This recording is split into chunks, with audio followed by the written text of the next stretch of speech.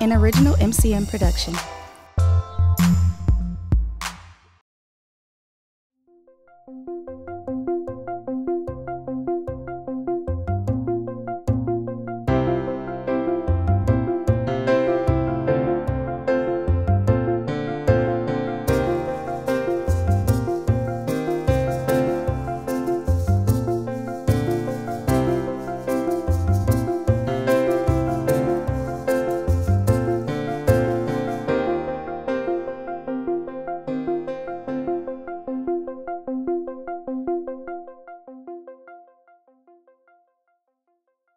President-elect Nancy, and as Harry reminded us, today's election day. So it's probably a good time to talk about money in politics, which is what our speaker, Mike McCabe, is going to do. Mike grew up on a dairy farm in Clark County, and then he earned a journalism degree at UW-Madison. But I'm happy to say he soon wised up and went to work instead for the Wisconsin Taxpayers Alliance. After that, he had stints as a lobbyist and a legislative aide, before in 1999 joining the Wisconsin Democracy Campaign, of which he became its director a year later. Under his leadership, the campaign became the go-to source for data on political contributions in Wisconsin, which is how I, a journalist who never did wise up, got to know Mike. He left the Democracy Campaign last year after writing Blue Jeans in High Places, The Coming Makeover American Politics, and subsequently founded a nonprofit organization called the Blue Jean Nation, which is dedicated to, in the words of its website, getting ordinary people back in the driver's seat of our government at a time when both major political parties are failing us. I'm sure his talk today will engender interesting discussions as we all head for the polls.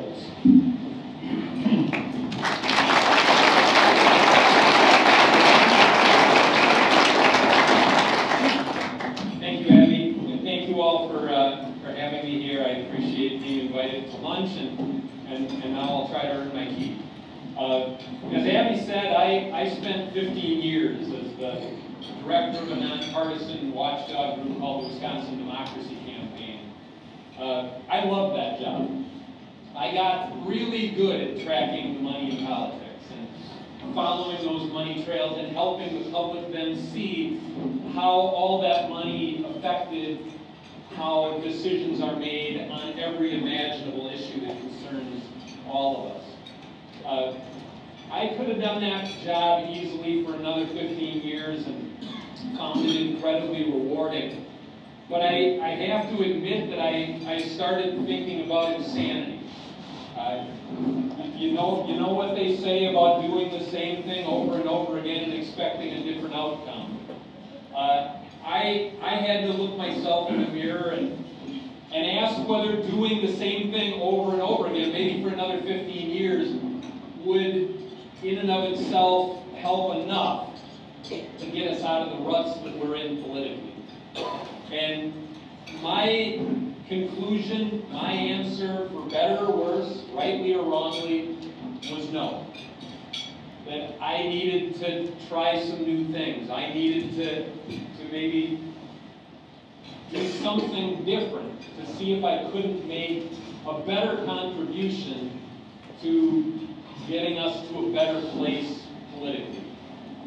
And so I wrote this book called Blue Jeans in High Places. And as Abby said, its subtitle is The Coming Makeover of American Politics, which is a cheery darn subtitle when you think about it, and when you think about the condition of our political system and the condition of our democracy these days. But I truly believe that we are on the brink of a substantial makeover of the political landscape. And it's not just a hunch on my part. It's not just what my very optimistic gut tells me. There are all kinds of signs and symptoms that point to a coming change on the political landscape. I write about a lot of those signs, a lot of those symptoms in the book. I'll only touch on a couple here today in my time with you, but I think it's suffice it to say that every single time that certain conditions have revealed themselves, when certain signs have shown themselves, every single time, on multiple occasions throughout American history, what followed soon after those signs revealed was the political equivalent of earthquakes. I write about one instance where one of the two major parties in America was driven to extinction. I write about another instance in American history where both major parties, probably learning a lesson from the one that was driven to extinction, where both major parties chose instead to adapt rather than perish. And they were both radically transformed to the point where in their new form, they were basically unrecognizable if you thought of their old form. They were transformed. And every single time certain conditions have arisen in America, we have had these tremors that ultimately then lead to political earthquakes. And we are seeing some of those very signs now, right now. Which leads me to conclude that we are indeed on the brink of landscape-altering change in American politics. One of those signs, and only one, but an important one, is one that leads me to tell you that I am a member of the single biggest voting bloc in America. I am among the single biggest group of voters. I am politically homeless.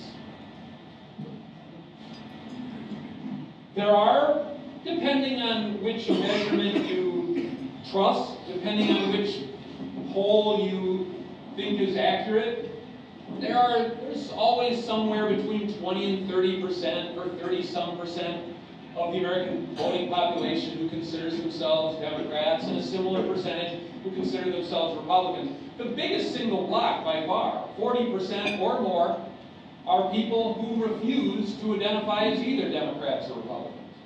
They are people who I describe as politically homeless. And the interesting thing is that at no time in the last 3/4 of a century has such a large percentage of the American population been politically homeless. Pew Research has been in the public opinion survey business for 75 years. And in 75 years, they have never seen such a high percentage of Americans say none of the above when asked, which party do you identify with? Which party do you feel a sense of belonging to? You see the same thing in Gallup polling. You see the same thing in every major media poll. So you don't have to take my word for it, although this is what I do experience as I travel the state of Wisconsin. I was just up speaking to Hudson Rotary and River Falls Rotary. I get a chance to speak on college campuses and high school classrooms. I have given 2 presentations this year in barns, one in an old feed mill, in bowling alleys, in churches, in cafes, and everywhere I go, I find the politically homeless. And I count myself among them. Because my conclusion, and I think the conclusion of the biggest single block of voters in American society, is that both major parties are failing us. And I'm not one of those people, by the way, who believes that the parties are indistinguishable or that it's one body with 2 wings. That's nonsense. The parties are distinct, they're different, they're failing us nevertheless, both of them. They're failing us in different ways, but they're failing us. And people are feeling more alienated, more frustrated about the political system today than at any time in living memory. And I don't think that's a sustainable condition. And speaking of signs, this year's presidential election is just such a sign.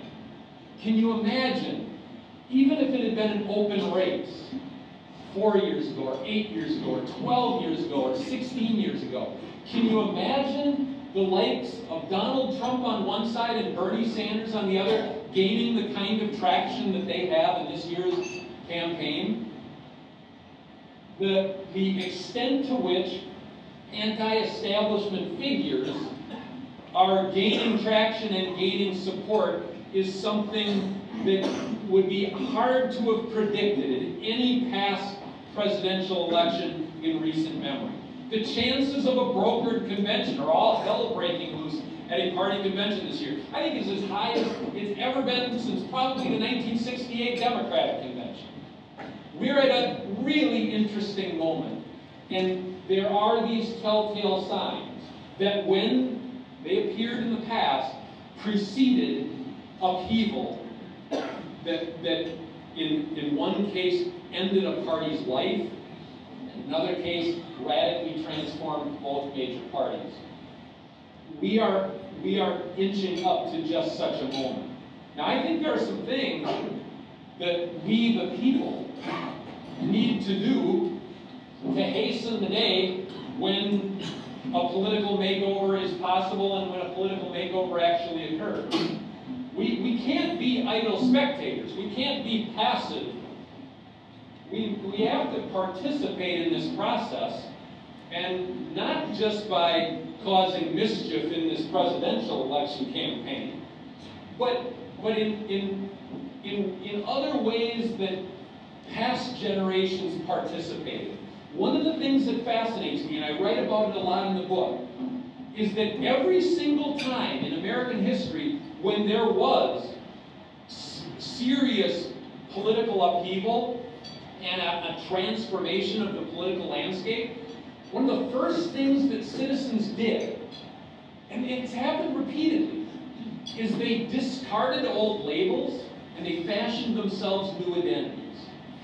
It has happened over and over again. It happened at the birth of the Republican Party, which was not one of the two major parties at the beginning of American political parties. 24 people went into a little white schoolhouse in Ripon, Wisconsin. They went into that building, some of them calling themselves Democrats, some of them calling themselves Whigs, some of them calling themselves abolitionists or free soilers. And they came out of that building united in calling themselves Republicans. They discarded old labels, they fashioned themselves a new identity, and they created a political earthquake. It started with 24 people in a one-room schoolhouse. And when the smoke all cleared, we still had two major parties. It's just that the Whig Party was not one of them. And the political landscape had been transformed. Now, a generation or so later, going on 2 generations later, a 35-year-old attorney who was a Republican was offered a bribe to fix a legal case by a member of his own party, a leader of his own party. And it was that incident that led that young attorney to say, I can no longer in good conscience call myself a Republican. My party has grown corrupt. The party of Lincoln has grown corrupt. And he stopped calling himself a Republican. He started calling himself a progressive. And that young attorney, Robert M. LaFollette, who came to be known to most all of us as Fighting Bob LaFollette, joined together with other citizens who similarly discarded old labels, fashioned themselves this new identity, and they transformed not only Wisconsin, but American politics.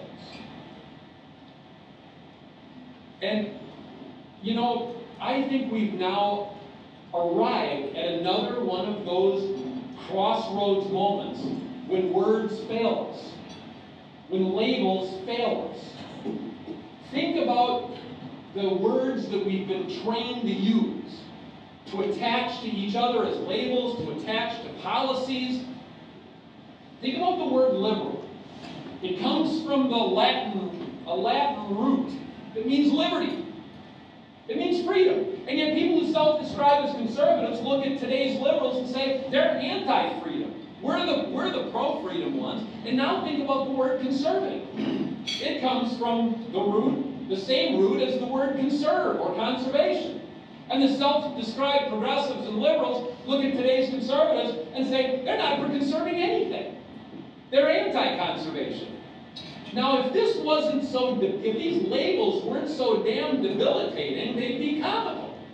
These words don't mean what they used to mean. Hell, they don't even mean what the dictionary says they mean today. And yet those words, those labels, divide us. They pit us against each other, when in fact we have an awful lot in common. Words are failing us. Words are driving wedges between us when those words have become loaded with baggage that is not helpful to the governing of this country. When those words have taken on meaning that if you embrace one of the labels, you have a whole group of other people who don't want to have a conversation with you. We're at another one of those moments when words fail us. And so, out of this book, which talks a lot about how we've reached a moment where we need to innovate. We need to invent some new political vocabulary. We need to build some bridges to each other to find common ground where common ground can be found. Out of this book also grew this new grassroots group called Blue Jean Nation. On your table, I think there are a couple of flyers if you want more information of what we're driving at. But let me just finish by saying this. Blue Jean Nation is an attempt, an effort to see if we can create some housing for the politically homeless. To engage people who are feeling this alienated, this frustrated, who are feeling as though they really support none of the above. And it's an effort, a grassroots effort, to see if we can't pull such people together to get citizens, regular people, people who don't practice politics for a living, who have a life outside of politics, back in the driver's seat of our government. And if I had to choose one thing for Blue Jean Nation to work on, or one thing that Blue Jean Nation can possibly achieve, if I had to choose and say this is the only thing that this little outfit could possibly make happen, my choice would be to make whatever contribution one person can make, what contribution some small, committed group of people can make to loosening and eventually breaking the grip of the professional political consulting industry on our democracy and on our political system. There is a political industrial complex that has grown up around our democracy and our government and our political system. And everything that this industry does for candidates and elected officials makes them more fake. They are selling politicians the way laundry detergent and hair care products and beer and potato chips are sold. Every service they provide, and they reap billions from providing those services, but every service they provide makes the people who are supposed to be our elected representatives more fake. And I don't know where the road will lead for Blue Jean Nation, or how citizens will innovate and show ingenuity as our grandparents and great-grandparents and great-great-grandparents did. I don't have a good enough crystal ball to know how this is going to play out. I don't have a good enough crystal ball to make any prediction about how this year's presidential election is going to end. But what I do know is that the conditions we face today, the ruts that we are in today, have been experienced before by past generations. And every time they've been faced, people who had a heck of a lot less going for them then than we do now, less education, less wealth, fewer means of communication, they found ways to innovate. They found ways, ingenious ways, to manufacture change on the political landscape and to force the political establishments to reconnect with them and to begin to represent them again. And we face that same challenge today. So if you happen to consider yourself a Democrat, or if you happen to consider yourself a Republican, what I would say to you is I'm happy for you. I'm authentically happy for you. But I ask you to consider the fact that you are the exception to the rule. The biggest single block of voters in our society today are politically homeless. We need to house them. But most importantly, we need to come up with ways to compel the political establishments to reconnect with us, to allow us to be back in the driver's seat of our government. Because, face it, we today have a political system that caters to the few at the expense of everyone else. And that is a condition, when it has existed in the past, when we had a system that served the few at the expense of the many, political earthquakes happen. And they will happen again. Thank you very much.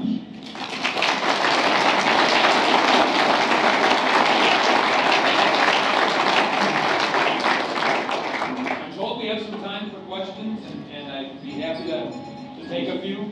I should repeat the question in case people way over here didn't hear.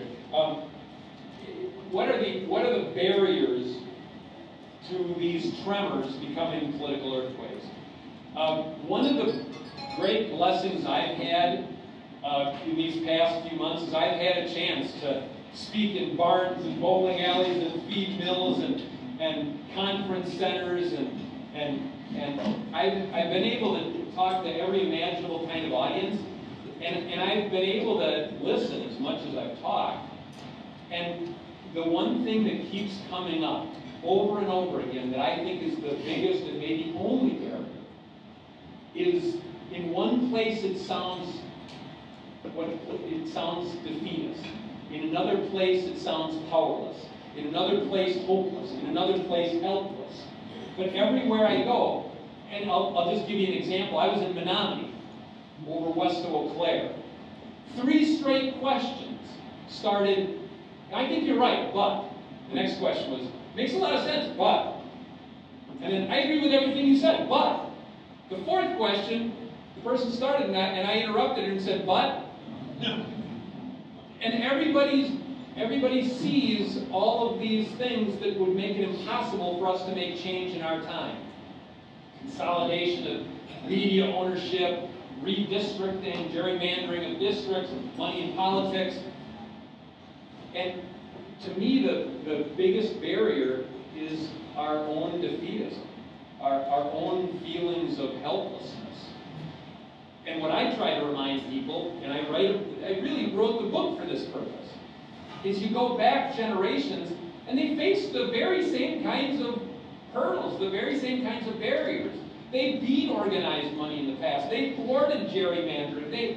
There are instances in history where all the same kinds of things that are hindering progress today were present and overcome by people who have less going for them than we do today. So what I keep telling people is we don't have to make history here. We just have to repeat it. We just have to do what past generations have already succeeded in doing on more than one occasion. But we have to have faith in our capacity to do as they did. And that, I think, is missing. And it's running at dangerously low levels. Yeah. The question was, since these patterns keep repeating, could it be the two-party system that keeps producing these conditions? I guess the way I would answer that question is that, for better or worse, rightly or wrongly, America has a two-party system. We're not a parliamentary democracy. We don't have a system where a second and third party could join forces and actually create a ruling coalition and form a coalition government. We have winner-take-all elections. We have a system that actually actively discriminates against third-party or independent candidates. That's what we got, but that's what we've always had. And past generations did find clever and powerful ways to work within that system that discriminates against third-party and independent candidacies to compel change within the major parties. And as I said, in one case, they actually drove a major party out of business. In another case, they radically transformed both major parties simultaneously. And so what I talk about is that we shouldn't focus on third-party movements, trying to have 3 or more political parties in America, because America's system doesn't accommodate that happily. What we should focus on is what I call first-party movements. The goal shouldn't be to have 3 or more parties, it should be to have at least one that's worth a name. And that means citizens getting in there and taking over from political establishments that are entrenched and are unresponsive and making them responsive. And our own ancestors did that on multiple occasions. And that's our challenge in our time, is to recreate those kinds of outcomes again. Yeah. When Trump doesn't become the Republican nominee, what party is he going to go to? I don't think that anyone can predict for sure that Trump won't be the Republican nominee. I've felt for quite some time that it's a very unlikely outcome, but I have to say it's grown increasingly likely.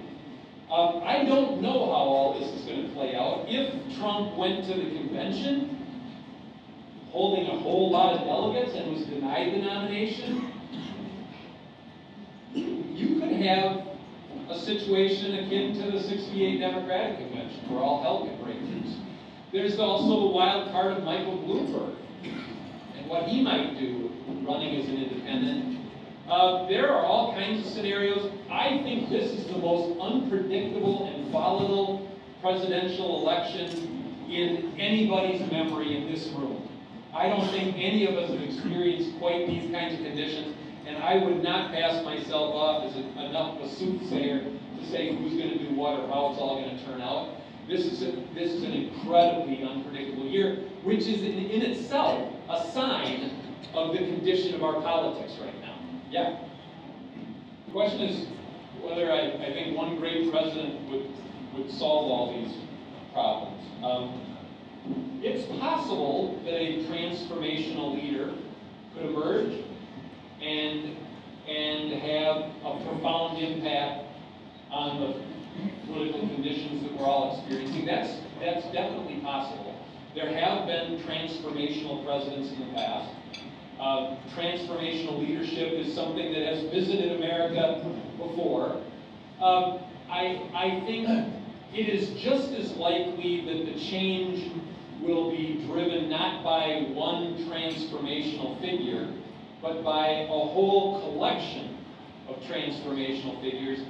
And you know, I have to confess, my stock answer, when I go out and talk to some audiences, they say, isn't Rand Paul the answer? And I go to some other audience and they say, isn't Liz Warren the answer? Or isn't Bernie Sanders the answer?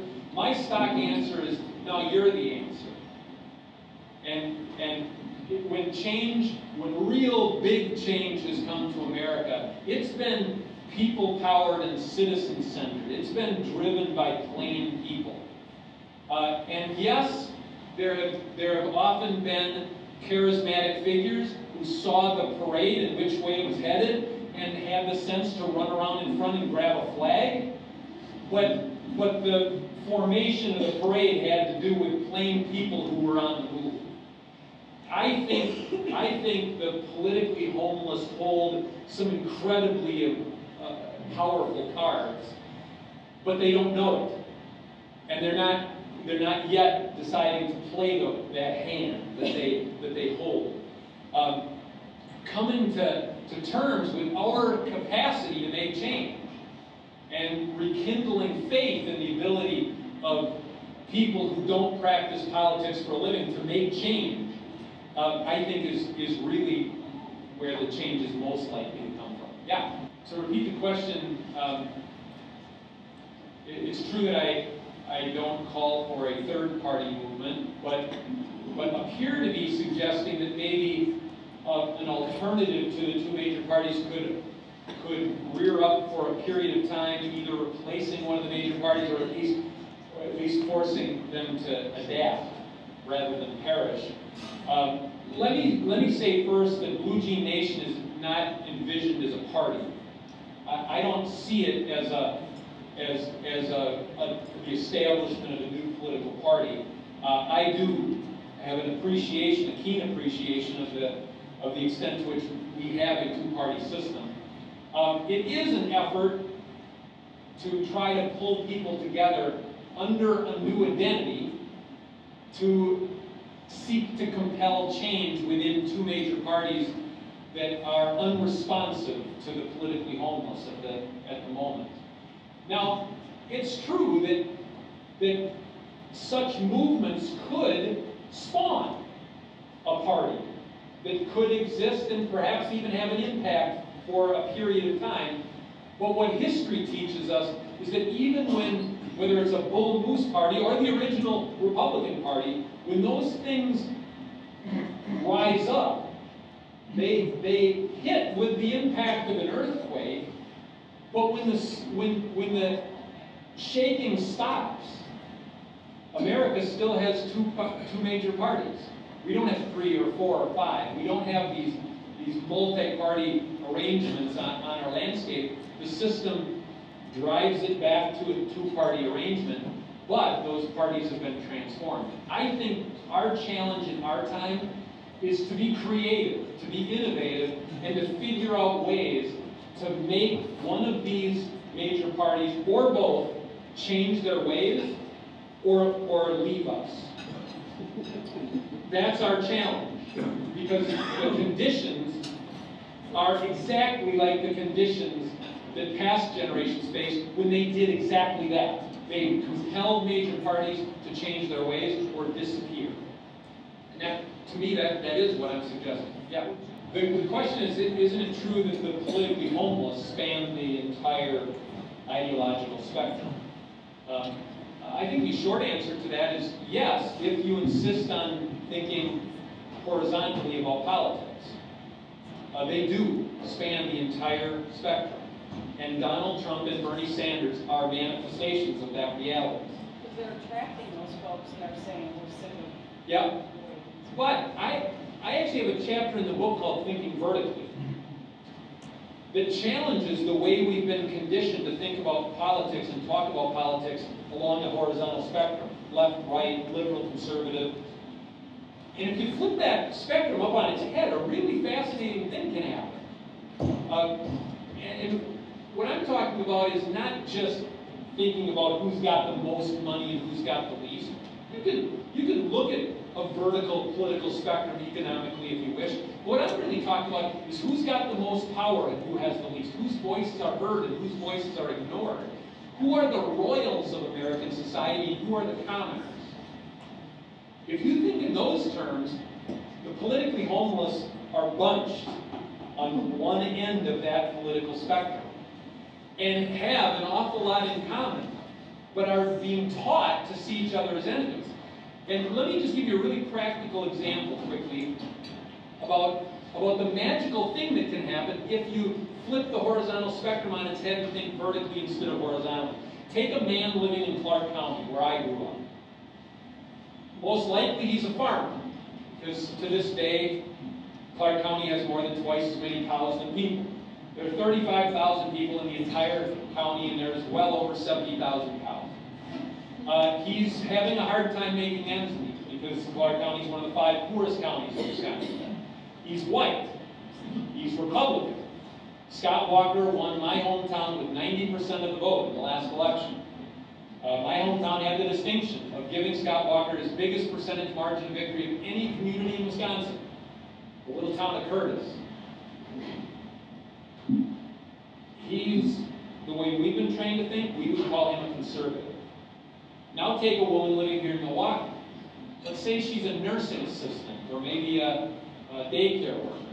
So she's also struggling financially. CNAs and daycare workers don't make a heck of a lot of money. Chances are she might be black.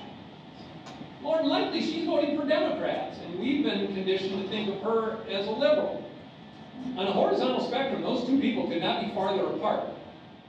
Thinking vertically about whose voices are heard, whose voices are ignored, who has power, who doesn't, who's being represented, and who really is shut out, who's politically homeless, those two people are in exactly the same spot on the political spectrum. They desperately need each other, because neither one of them will have their needs met and their interests reflected in public policy alone. Together, they have a chance. Alone, they have no hope. And yet, we've been conditioned to think and talk about politics in ways that make them into enemies and make them see each other as enemies, when in fact they have something really powerful in common. That's where political vocabulary comes in. Past generations, when they noticed that words were failing them, when labels were destructive and actually were disempowering, they got rid of the labels and they created new ones. They created new identities. And that's what I'm suggesting. And the blue jean metaphor is not an accident. It's an attempt to offer, to suggest perhaps a new political metaphor that could unite people who currently are seen as horribly divided. Yeah. Which of the two parties is most susceptible to change at the moment? That is a really difficult question. I write in the book that we have one major party that is scary and another that is scared. The interesting thing about that line is I don't come right out and say to any audience which one is which. And different people relate to that line in different ways. It's really pretty fun. But it's still, to this day, I've used that line in every presentation I've ever given since writing this book, and I haven't had a single person ask me which one's which. And I've never said it. But both parties are failing us in different ways. But I think, in a sense, the Republican Party is at great risk of splintering right now. It's at great risk of coming apart at the seams. The Democratic Party has fallen on very hard times and has lost a formula that used to produce governing majorities. They've lost that formula. They no longer have the ability at this point to produce consistent governing majorities.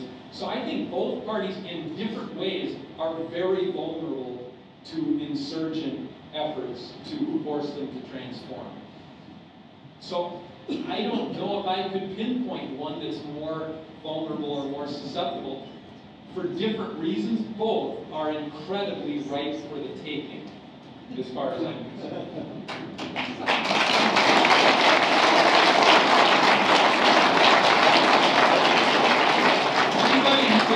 Like to stay in touch or stay in the loop about Blue Jean Nation, I brought this along. I'll have it at the head table. Anybody who'd like a book, I brought some of those along as well. Thank you so much.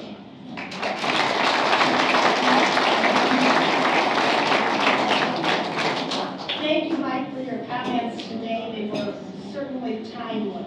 Rotary is an international leader in the effort to eradicate polio, and in the last 30 years, we have immunized 2.5 billion children. As a result, this disease has nearly been eliminated. We will make a donation in your name to the Rotary Foundation to purchase 50 doses of the vaccine, bringing us closer to our goal of eliminating polio throughout the world. Just a couple of announcements before we close. Following our adjournment, History and Current Events meets in room 411. Environment and Ecology meets in room 413. As I said, next week, February 23rd, we are going to have a program that will feature Lieutenant General Patricia Herrero, who is the 43rd U.S. Army Surgeon General and Commanding General of the U.S. Army Medical Command. That's a mouthful. She will address the military's role in global health. She will actually be here starting at about 11:15 next Tuesday, and if you would like to meet her and have an informal conversation with her, we would encourage you to come early next week. Remember to sign up for the RIF program, to be a volunteer at one of the 10 schools, to attend our March 3rd Tyrotarian event at the Milwaukee Historical Society. You will remember that that's going to be at the end of the day rather than at 7:30 in the morning. And to register for the Golf Classic and to bring your bottles of wine. We are adjourned.